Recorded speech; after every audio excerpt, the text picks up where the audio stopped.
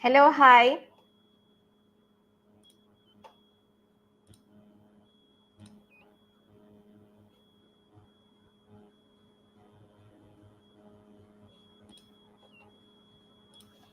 Good evening, everyone. I'm Dr. Vigneswari S. I'm the clinical leader, a clinical lead from the National Cancer Society of Malaysia. Thank you for sparing your time to be with us tonight. And we are going to have a session of sharing about multiple myeloma. Okay, so a little bit of introduction about the National Cancer Society of Malaysia. We are the oldest and the first cancer-related NGO which was established in Malaysia, and we have been advocating cancer control landscape for the past 50 years. So the mission of the National Cancer Society of Malaysia is to ensure that no Malaysian fears cancer by creating an understanding of cancer that leads to prevention and early detection, and by providing the best possible care and support for those affected by cancer. Our vision is living in a world without cancer. So what does NCSM do across Malaysia? I will share a snapshot of the services provided. So basically we cover all the cancer landscape journey. The cancer landscape journey start beginning from the prevention. So in terms of prevention, what we do is we aim to promote population health and well-being and prevent diseases and harm before it occurs. So it's an upstream approach. We promote a lot of health promoting activities. The next stage of the cancer landscape is screening. So we try to find diseases at an early stage where it's likely to have a better chance of curing the illness. So examples of cancer screening tests which is provided by NCSM at the community outreach setting is actually pap smear for cervical cancer, IFOBT for colorectal cancer, smoker test for lung cancer, and we do a clinical breast examination for breast cancer, and we also proceed for mammogram testing for women who are in the high risk category within the age of 40 to 70 years old, and we provide complementary mammogram screening for those who are underprivileged. We also provide HPV DNA testing. The next stage is diagnosis. So diagnosis is trying to make a finding cancer, identifying cancer at the earliest stage possible, because this provides better chances for a cure or better chances for better treatment. So diagnostic procedures for cancer includes imaging, lab tests, which is including tumor markers, biopsy, endoscopic examination. So all this is being done at the Cancer and Health Screening Clinic in NCSM, and we also refer out to our other stakeholders at private hospitals and also the government hospital. The treatment stage. So the goal of cancer treatment is actually to achieve a cure for cancer, allowing patient to live a normal lifespan. So the type of cancer treatment that is provided is surgery with chemotherapy, radiation therapy, immunotherapy. So all these we have to refer out to the government hospital or to the private hospitals, and the oncologist or the surgeon will take over for the next stage of treatment. And the final landscape in the cancer journey, which is equally important, is survivorship. So NCSM has a lot of survivor groups, cancer survivor groups, which focuses on the health and well-being of a person with cancer from the time of diagnosis until the end of life. So this includes physical, mental, emotional, social, and financial effects of cancer, which begins from the second the person gets diagnosed with cancer and continue through treatment and beyond. So our stakeholders involves a lot of ministries, okay, from the government sector, mainly the Ministry of Health, Ministry of Education, and Ministry of Women, Family and Community Development. From the private sectors, we collaborate with private specialist hospitals, private clinics, private universities, corporate companies, and also community organizations and NGOs.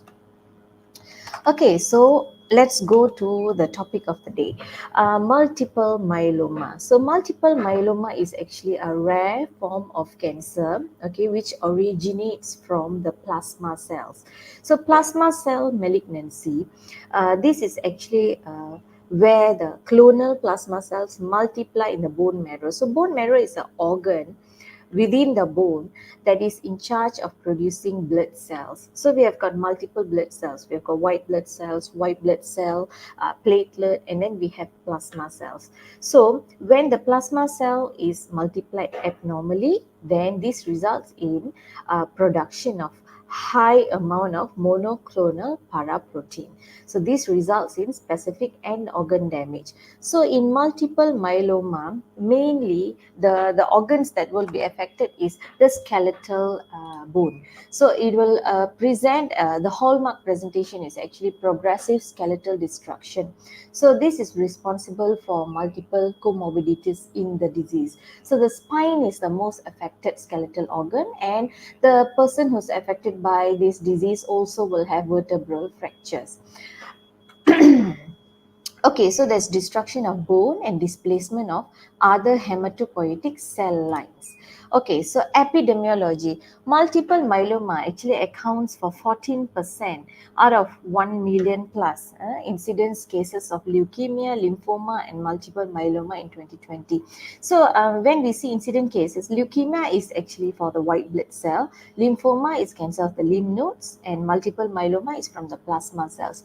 So higher incidence and mortality rate were linked with number one, higher human development index. So countries where the human development index basically means a statistical composite index of life expectancy, education, and expected years of schooling upon entering the schooling system. So the more developed the country is, the higher their risks of getting multiple myeloma. Okay, the next factor related is gross domestic product. So gross GDP, we call it GDP. So it's actually monetary measure of the market value of final goods and services produced in a specific time period by a country or countries. So again, it's indicating a more developed country.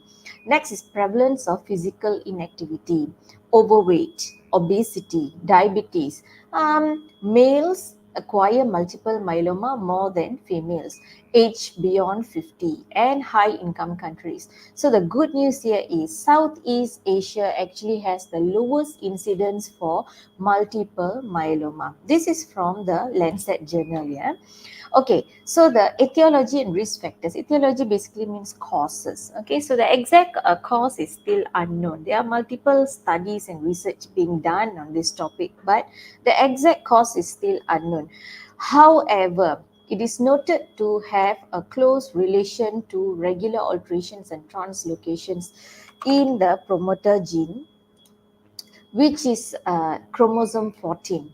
Okay, and also related to oncogenes. So oncogenes is actually, we have two. We have tumor suppressor genes, and we also have tumor promoting genes. So I'm speaking about the promoting genes, which is NRAS, KRAS, and BRAF. So these may contribute to plasma cell proliferation. So in a person where these genes are functioning normally, the plasma cell proliferates in a normal rate, in a normal manner. But in a person where these oncogenes are defective, that is when it leads to abnormal production of plasma cells, leading to multiple myeloma. Other associated risk factors are obesity, alcohol consumption, and also occupational and environmental hazards such as pesticide usage. So people who are working in the farms or closely working with pesticides, like the municipality workers, and organic solvents, people who are working in the factories, and radiation exposure. Okay, so the diagnostic criteria for multiple myeloma, actually we've got a lot of diagnostic criterias, but this is the latest one and the mostly used one. Okay, the revised International Myeloma Working Group has given these criteria. So there's two main criteria. The first one is clonal bone marrow plasma cell biopsy must be done. So this is actually we will do a bone marrow biopsy, and from the biopsy it's proven to have clonal bone marrow plasma cells more than 10%, and okay, any one or more of the following myeloma defining events. So The first one is a bone marrow transplant biopsy. The second one is an evidence of a myeloma defining event, such as hypercalcemia. So, incident where calcium content is very high in the blood. So this can be detected by doing a blood, urea and serum electrolytes test, a simple blood test. Renal insufficiency. So this can be done by doing a renal profile via a blood test to see the glomerular filtration rate of the kidney, and also an ultrasound kidney ureter and bladder to see the blood flow towards the kidney. The third one is anemia, which is reduced red blood cell in the body, which can be detected via a simple full blood count. Okay, next we have diagnosis via imaging. So imaging techniques, we can use X-ray, we can use CT scan, or we can use a PET-CT. So what we will observe is bony lesions. We will have this thing called osteolytic lesions on skeletal X-ray. The last one is clonal bone marrow plasma cell percentage. So this FLC, free light chain detection, is actually done using either the urine sample, 24 hours urine sample, or the sample from the biopsy that was taken. Yeah. Okay, so this is a very important slide. Okay, so how to know whether you are at risk or somebody is at risk of having a multiple myeloma? How to know? Because it's really rare. So how do we know when to check? So the hallmark symptom is actually unexplained bone fractures. So if somebody comes in having, fragile bones, and they have bone pain regularly on the back or on the rib cage area, and also they develop fractures in the hands or legs. Okay, together with it, they will have fatigue, they'll feel tired, regularly feel weak, increased thirst and urination, they constipate, they have some nausea, they have weight loss, loss of appetite, recurrent infections and fevers, and shortness of breath. These are all symptoms which is associated with multiple myeloma. Okay, so if this happens, then we will have to go forward for further testing. Um, Okay, so the NCCN guideline, okay, diagnostic investigation. So this is a set of, heavy tests. A lot of tests should be done when we are talking about multiple myeloma. So it's usually not just a mere outpatient outpatient kind of a setting where we have to screen this, we have to admit this patient. So what we will do probably in the outpatient is number one, which is a full blood count, because we can see the hemoglobin, the platelet count, and the white cell count.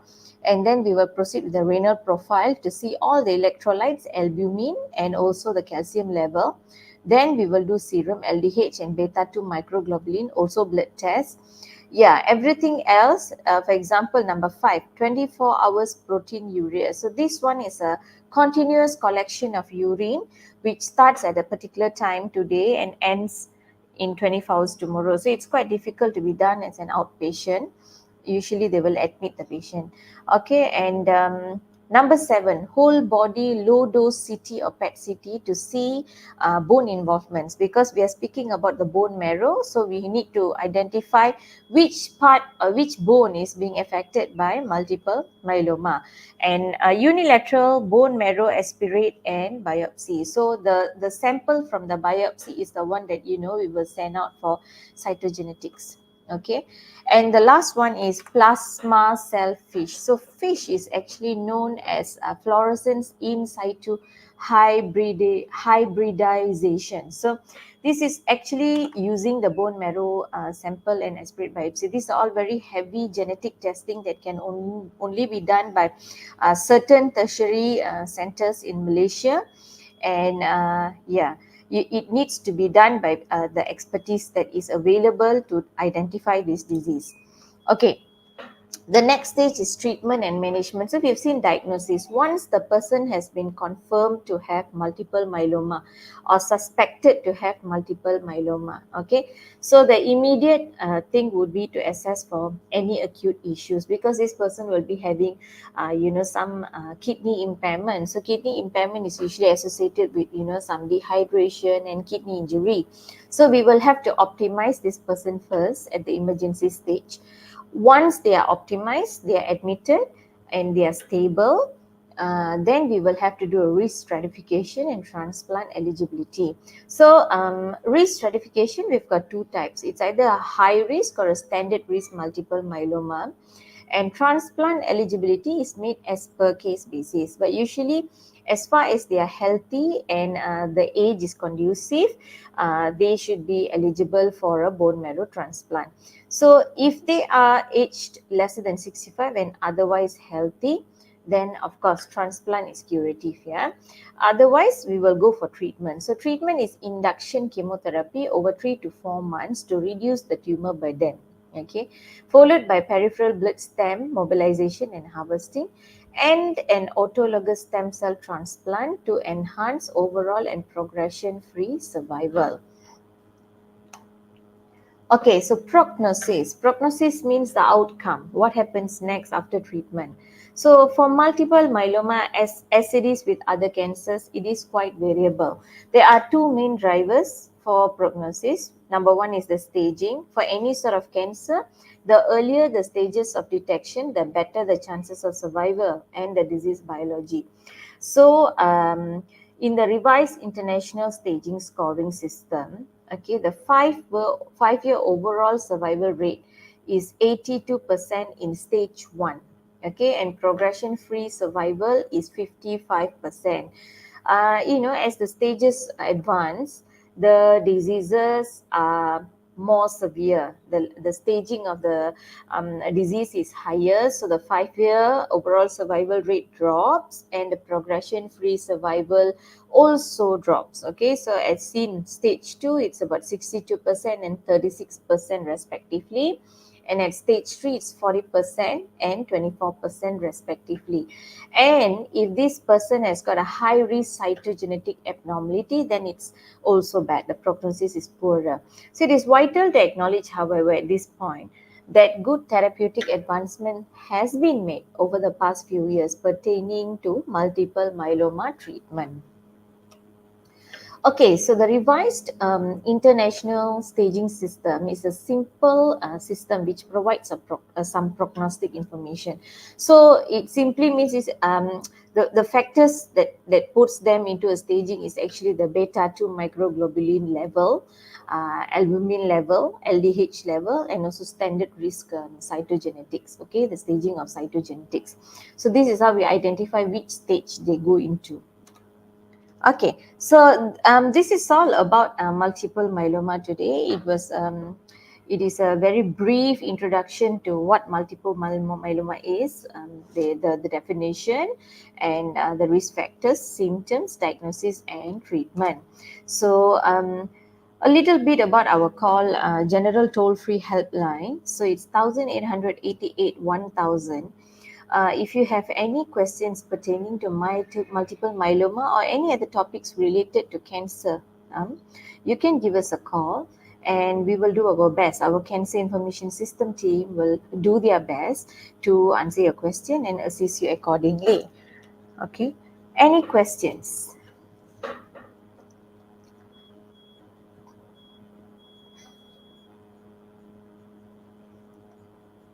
Okay, so Mr. Hazi Moktazar, thank you for your question.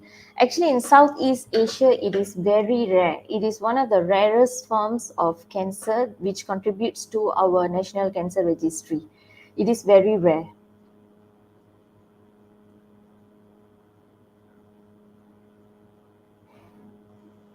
Okay, so Miss Mei, thank you for your question. What cancer tumor marker can check or detect this type of cancer? So for multiple myeloma, we do not have tumor marker. Okay, so what you can do is go for the general testing, which I've shared. I will just repeat the slide for testing for you, which includes the general blood testing, full blood count, kidney profile, serum LDH. Yeah. So number one, you can do it in a normal clinic. Number two, normal clinic. Number three, normal clinic. So yeah, and also number five, probably we can do a urine testing which shows proteinuria. Alongside that is the symptoms. So if you have symptoms such as bone pain and unexplained bone fracture, then you have to go for diagnostic treatments. So the diagnostic test is the bone marrow biopsy, aspiration and biopsy, and then you go for treatment based on that.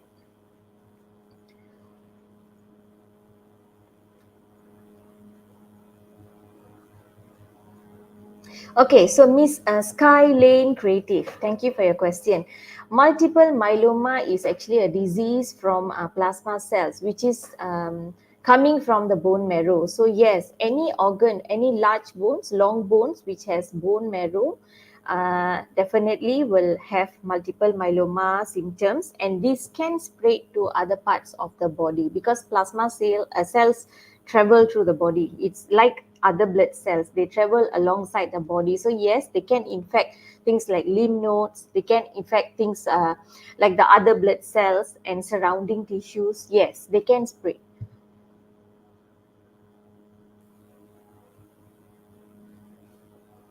Okay, Mr. Khalid Shazada, thank you for your question. What's the difference between multiple myeloma, leukemia, and lymphoma?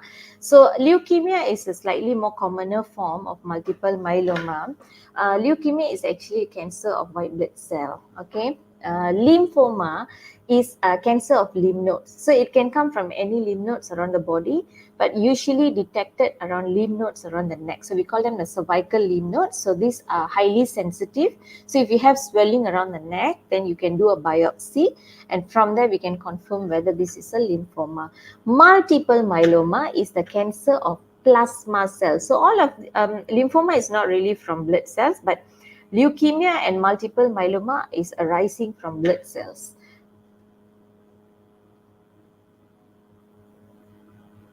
So I guess this is it for tonight. I think there's no further questions, but feel free to ask questions in our Facebook page. You can also contact us. I will just share the slide for our.